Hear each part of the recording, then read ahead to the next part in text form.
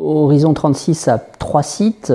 Donc ce site où l'on est, qui est l'auberge du Cheval Blanc de Lucé-le-Mal, en plein cœur de ville, qui est composé à la fois d'un hôtel, d'un restaurant et d'un bar. Voilà. Le deuxième site, c'est toujours sur Lucé-le-Mal, la Foulquetière, où là on est sur une base de loisirs, sur lequel on a à la fois un étang de 10 hectares avec une pêcherie, puis des gîtes, des chalets et un camping. Voilà.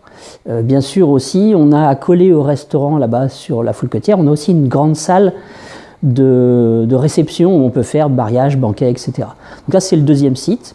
Ces deux sites sont quand même assez proches du zoo de Beauval, puisqu'on a 19 km effectivement du zoo de Beauval, donc assez intéressant aussi en termes d'attractivité. Et le troisième site, c'est la serre de Chabris, donc là dans la zone industrielle des Vigneaux, où là on est plus sur un site de production de poissons, de fruits et de légumes.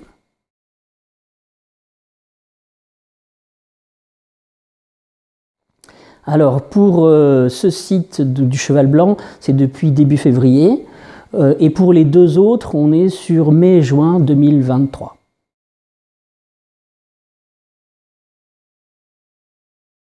Horizon 36 a été créé en novembre 2021.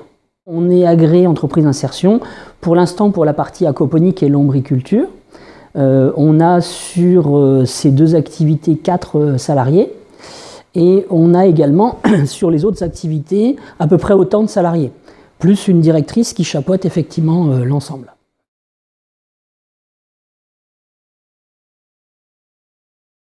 Alors l'aquaponie, c'est la contraction de 2 mots, aquaculture et hydroponie.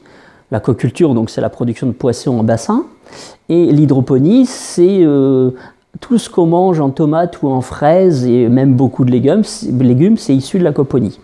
C'est du hors-sol. Les deux séparés, c'est pas vertueux du tout, c'est-à-dire que ça a des conséquences, notamment au niveau pollution, qui sont assez dramatiques.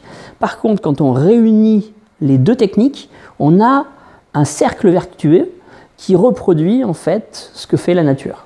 Là, dans le cas présent, il suffit d'avoir des poissons dans un bassin que vous nourrissez. Les poissons font des déchets, donc. Ces déchets sont transformés par des bactéries naturelles, transformés en nutriments pour les plantes. Et vous avez un vecteur qui est l'eau, qui emmène ces nutriments jusqu'aux fruits, en tout cas aux plantes, aux légumes, qui vont puiser ces nutriments dans l'eau et par là même épurer l'eau et donc l'assainir et la rendre toute propre et renouvelée aux poissons. Et donc on a un cercle vertueux où l'eau est en permanence dedans et elle reste.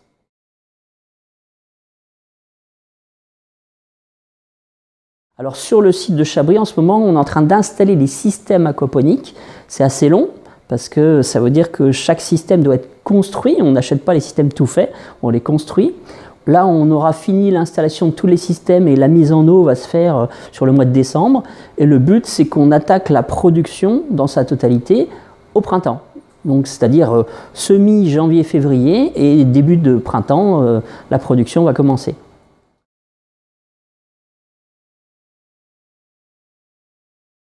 C'est 10-12 fermes aujourd'hui. Il y a à peu près la moitié qui produisent, disons, de manière assez importante, quoi.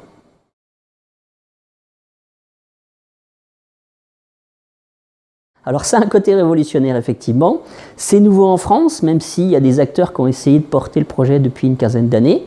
Mais aujourd'hui, on voit bien que ça y est, ça commence à partir et ça commence à se mettre en place, avec toutes les difficultés. C'est qu'on ne sait pas dans quoi nous classer, on ne sait pas si on est des pisciculteurs, on ne sait pas si on est des maraîchers.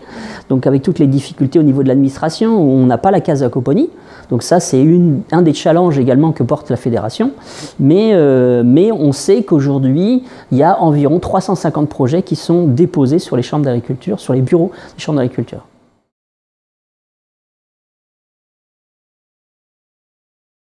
Alors c'est vrai que c'est très ancien puisque les Aztèques, ce sont les premières traces d'aquaponie qu'on retrouve. On en a aussi d'autres traces en Asie, dans certaines rizières. Et puis pendant longtemps, ça s'est assez bien développé dans des pays, notamment des pays anglo-saxons. Et puis chez nous, ça a été complètement mis de côté. Et aujourd'hui, on est content de pouvoir le redécouvrir et le diffuser parce que les problématiques qu'on rencontre aujourd'hui sont vraiment celles en tout cas pour partie, auxquelles l'aquaponie peut répondre. Vous avez des gigantesques fermes d'aquaponie en Australie, aux États-Unis notamment, qui produisent énormément avec des cercles vertueux magnifiques, avec des tas où ils ont exploré plein de champs d'expérience. Et aujourd'hui, ils arrivent à des résultats phénoménals. Vous avez des goyaviers en aquaponie, donc des arbres carrément, des avocats, enfin des tas de choses. Et ce qui, pour nous laisse plein de perspectives d'avenir en fait. Nous, par exemple, on a fait des essais aujourd'hui avec des agrumes, ça fonctionne très bien. Donc citron, clémentine, mandarine à Chabris, ce qui a priori pas ceux auxquels on penserait déjà. On a fait des essais aussi avec des goyaves, ça marche très bien. On a fait des essais là en ce moment avec des fruits de la passion, ça marche aussi très très bien. Donc vous imaginez des fruits de la passion qu'on fait venir quand même de l'autre bout de la planète avec des avions. Non, on peut les produire sur place, quoi. Et on a même certains collègues en aquaponie sur Toulouse qui font des essais avec de la vanille.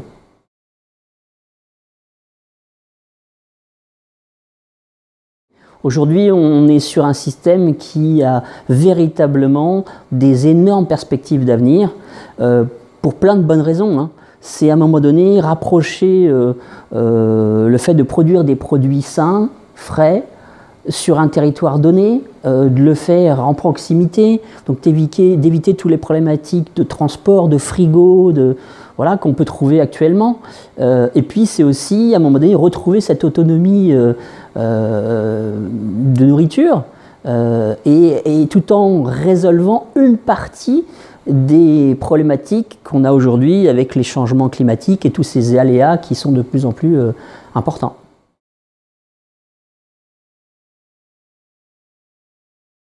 Les gens sont très curieux, très intéressés, et quand on leur montre de manière très concrète, ils se demandent même comment c'est possible qu'ils n'aient pas eu connaissance avant d'un système qui est tellement, j'allais dire, accessible et logique, qu'ils se disent demain je veux essayer moi aussi.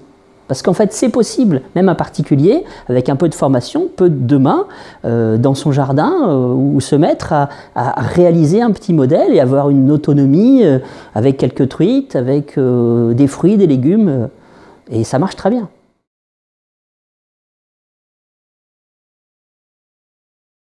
Ouais. Franchement, quand on maîtrise les techniques, à condition d'y passer du temps, parce que ça veut dire qu'il faut vraiment réapprendre quelque chose qui est l'exemple de la nature, mais quand on s'applique à faire et à tester les choses, oui, on a des systèmes qui sont très productifs, qui sont très sains, qui sont au-delà du bio, puisqu'on arrive à des productions au mètre carré entre 18 à 30 fois plus selon les variétés.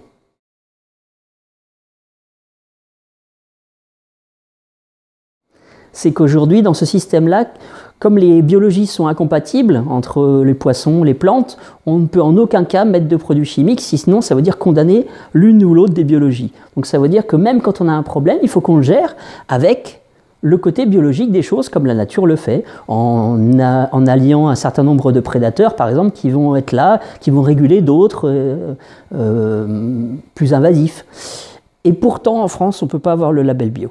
Pourquoi? Parce qu'il a été rajouté dans le cahier des charges bio en France un lien au sol, et ce qu'on ne trouve pas dans les 3/4 des cahiers des charges biologiques, même d'Europe, voire ailleurs.